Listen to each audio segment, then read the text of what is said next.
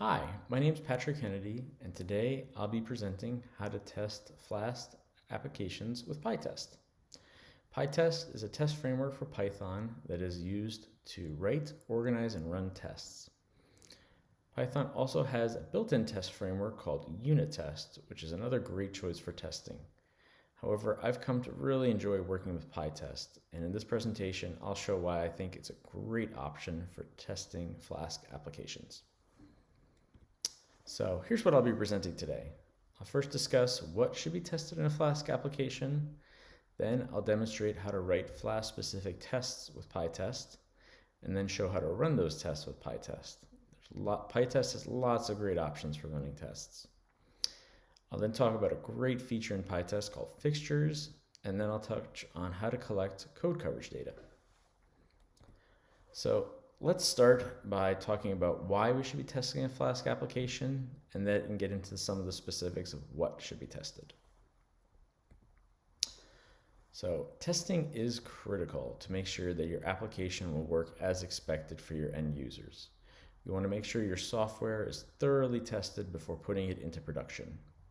Testing is also a fundamental part of the test-driven development process, which says that you should be testing your software before the actual source code.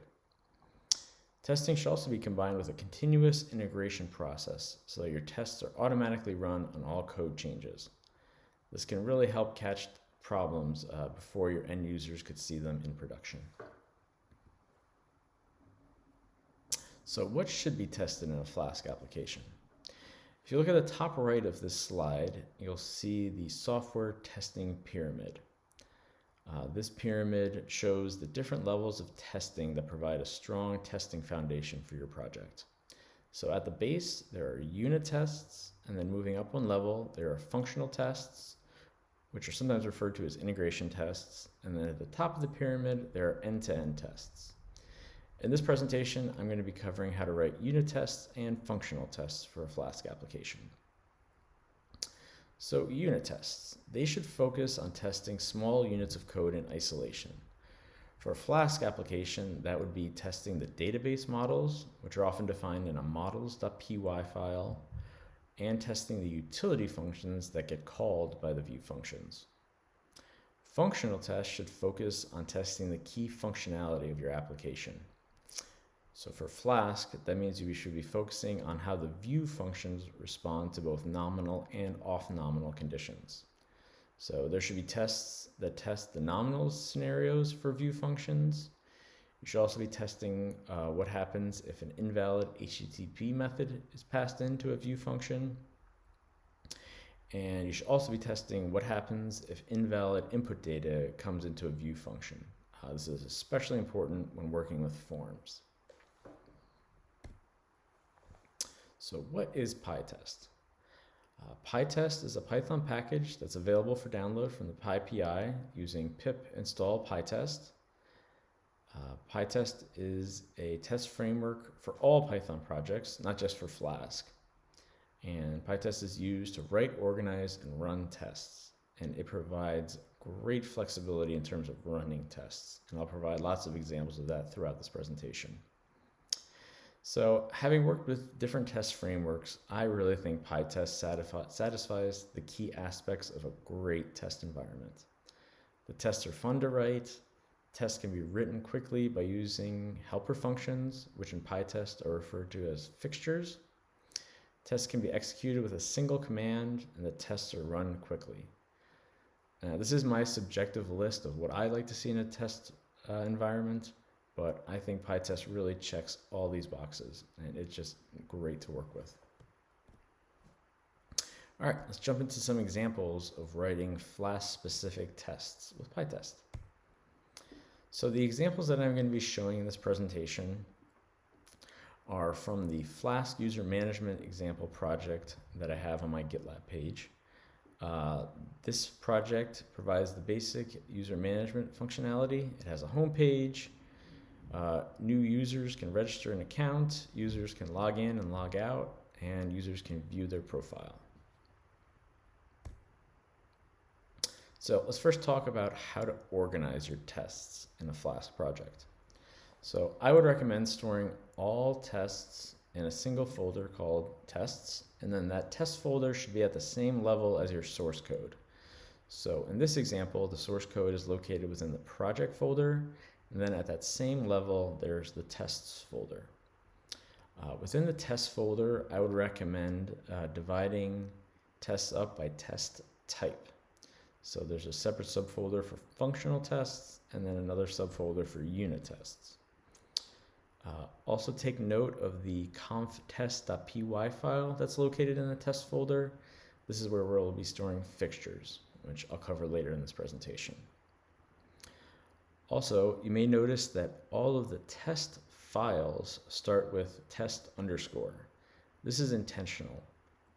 When you run pytest, it automatically will discover the test files, and it's looking for files that start with the word test. So you always want to make sure that your test files start with test underscore and then some kind of descriptor of what they're testing. Okay, let's look at an example of writing unit tests. So for this test, we're concerned with testing a database model, the user database model, which is used by Flask SQL Alchemy as the Python interface to a relational database. This database model is storing the email and hashed password for each of the users. There's a dunder init method which creates a new user object, and what we want to check here is this user object actually successfully being created. Now, this may seem like a straightforward method, but this is key functionality for the application, so it really should be tested. So, to write the test, we're going to put this test into the tests/unit/testmodels.py file. Again, this is a unit test. We're dealing with a database model, and we're just testing at the Python level. We're not actually communicating with any database. So this should be considered a unit test. So the test file starts by importing that user class so that we can use it within the test function. The test function is then defined as test new user. And again, take note that this function is starting with the word test, just like with the test files. You want to start your test functions with the word test so that they're auto-discoverable by pytest. Okay, within the test function, a new user is created, passing in the email and password. And then the assert keyword is used to make sure that the email is correct and that the hashed password does not equal the plain text password. This assert keyword is really powerful in pytest, and this is what you're going to be using to check the responses that you get. Take note of the comment in this test function. It's using the given, when, then structure to easily describe what is going on in the test and what the purpose of the test is.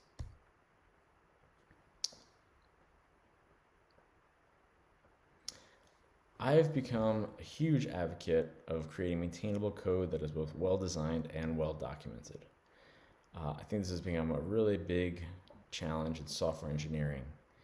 I've often seen that test files are not well-documented, or sometimes there's not even any comments at all. So I think using the given, when, then structure really provides a nice common structure for describing tests. So let's break down this structure a little bit. So given refers to what the initial conditions are prior to running the test. When refers to what is occurring that during the test that is intended to be tested. Then refers to the expected result or response from exercising the code to be tested. I highly recommend using a structure like this to document all test functions, as it makes it easy to look at the test functions in the future and remember what the purpose of that test was. Okay, let's jump into an example of writing a functional test. So in this case, we want to test the index view function. It's expecting a GET request, and when that comes in, it will render a Jinja template to display the home page. So we can create a new test for this in the tests/functional/test-users.py file. In this case, users refers to the name of the blueprint that we're testing.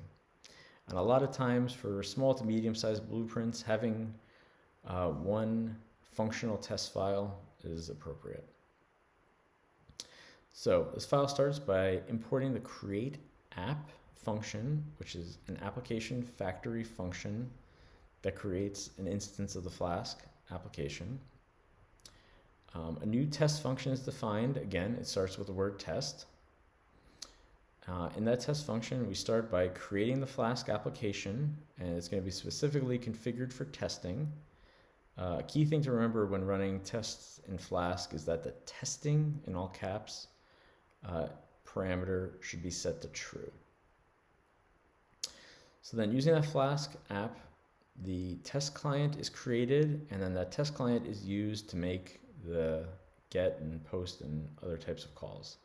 In this case, we're making a get call to the home page, and then the assert keyword is used to check that we get back a 200 OK response code, and that the key text on the home page is in the response as well.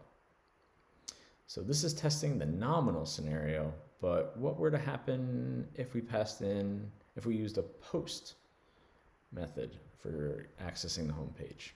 Well, we can write a test for that. So this would be an off-nominal test. So within that same test file, we can create a new test. Just like before, we're going to create the Flask application configured for testing, and then we'll use the test client to make a post call to the home page.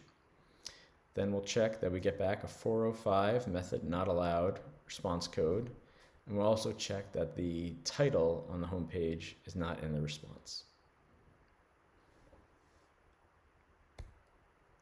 So now that we've written some tests for our Flask application, let's see how to run those tests. So in order to run pytest, I would recommend running pytest through the Python interpreter using python-m pytest. So pytest will recursively search through your Flask project and find all the files that start with the word test. Then within all those test files, it'll find all the test functions that start with the word test and execute those tests. It then prints out a nice report of the files that were run, and then you're always looking for that green line at the bottom that tells you that 100% of your tests passed. Now, I've seen lots of issues when trying to run the pytest command directly, and that's why I recommend running it through the Python interpreter. The main advantage of running pytest through the Python interpreter is that the current directory gets added to the system path. So when you're running pytest, you're going to be running it from your top level folder of your project. And by running it through the interpreter, that top level folder gets added to the system path, and then there's never any problems with pytest not being able to find your source code. There are so many great options when running pytest. Here's a few of my favorites. I really like running with the -v flag to see the verbose output, because then that shows you all the actual test functions that are run, not just the test files. If you remember back to the structure that we talked about, the test folder had separate subfolders for unit and functional tests. I like that approach because then you can specify which type of test you want to run. So in the example here, you just want to run the unit tests, so you specify that folder for where to find the tests to run. And then as you go through doing your test development, a really handy option is to run the last failed flag. And this will tell pytest to only run the test that failed the last time you ran pytest. This makes the turnaround time for writing a test, figuring out why it's failing, fixing it, and then rerunning it just so much faster. It's a great option. Lots of great options for running pytest, so I definitely recommend checking out the pytest documentation.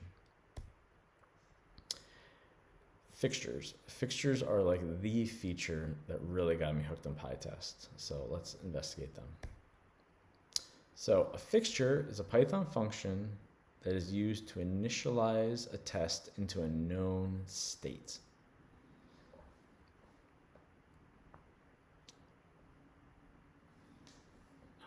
Why is this important? Well, it allows tests to be run in both a predictable and repeatable manner, which I think is critical to having a stable and thorough test suite. Fixtures are defined just as any other Python function, and definitely recommend including a descriptive name so you know what is being initialized.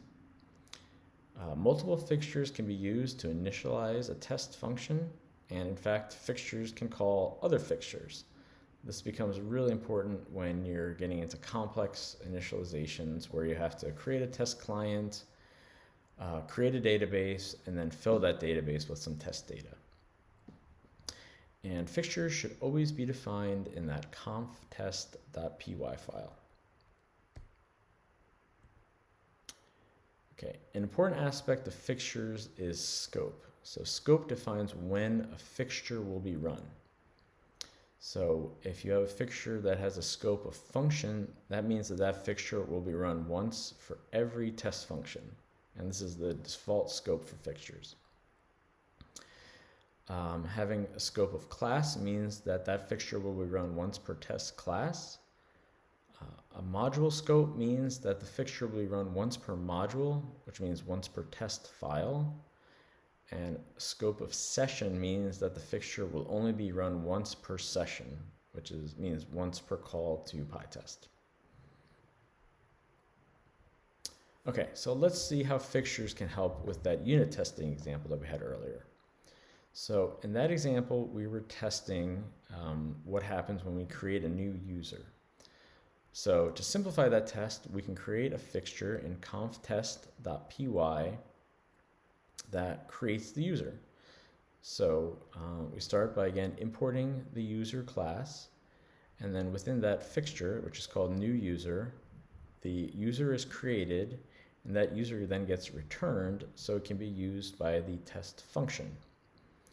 In order for the test function to use that fixture, you need to pass in the name of the fixture as an argument to the test function. So in this case, new user is being passed into the test function. Since that user object was already created, the test function gets simplified to just running the two assert statements. This is one thing about fixtures that I've really found powerful, is that it should make your writing your tests faster and less error prone.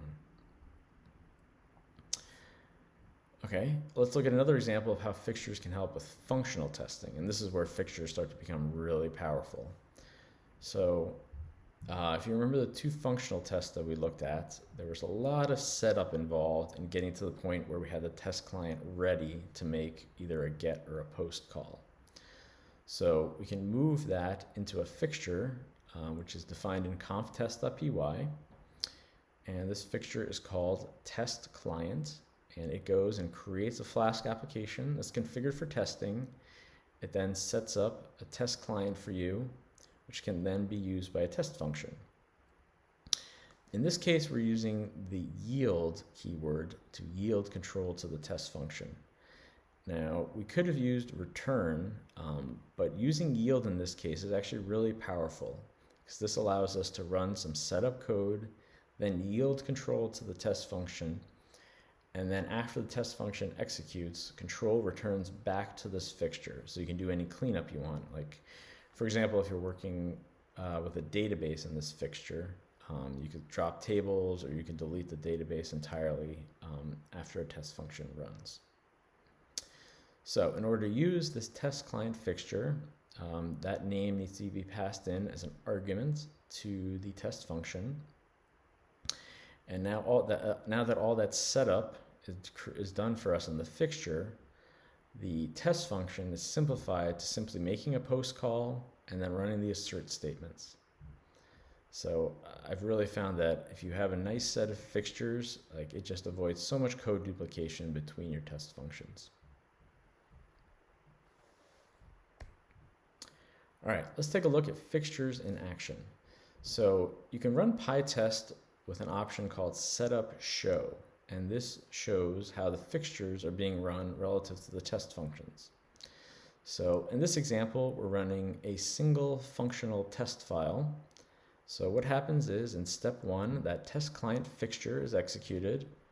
Control is then yielded to the test functions for them to run. So all the tests execute in step 2. And then in step 3, execution returns back to that test client fixture. Since there was nothing after the yield statement, we're done executing and everything passed. So this setup show option is really nice to see how your fixtures are being run relative to the test functions. And you can even play around with this by changing the scope of fixtures, and then you can see, if you change the test client to have a scope of function, you'll then see that that fixture gets run once per each test function. All right, let's talk about code coverage. So code coverage is a measure of how much source code is executed when your tests are run. This is a bit of a controversial metric as it's just kind of one indicator of code quality. It's definitely not the be-all, end-all. I think striving for 100% code coverage is great, and that's definitely what I would recommend, but it's not a full measure of how well a project is either tested or even written. That being said, I think 100% code coverage is definitely something to strive for. So to check code coverage, there's 2 excellent Python packages available. There's the coverage.py tool, which is the tool for measuring code coverage for any Python project. And then there's a plugin for pytest called pytest cov, which seamlessly integrates the coverage.py tool when running pytest. So to check coverage in pytest, you run with the cov flag, and you specify the directory containing the source code. In this case, all of our source code is located in the project folder, so that's what gets specified. So pytest will execute all the tests, and then coverage.py will check which lines of your source code are actually executed. And if any lines are not executed during the testing, you can go back and check and see if it's appropriate to write another test to check that specific code. So, in conclusion, I think pytest is a great test framework for testing Flask applications. Once you get comfortable using fixtures, it just provides a really consistent approach for initializing the state of your tests and makes writing tests really fast. And coverage is easy to collect with the coverage.py and the pytest cov plugin for pytest. So I have more complex examples of fixtures and test functions available in the Flask user management example project on my GitLab page. And for more details, I also have a blog post that I wrote about testing Flask applications with pytest available on testdriven.io. Thank you very much, and I hope you enjoyed learning about how to test Flask applications with pytest. Thank you.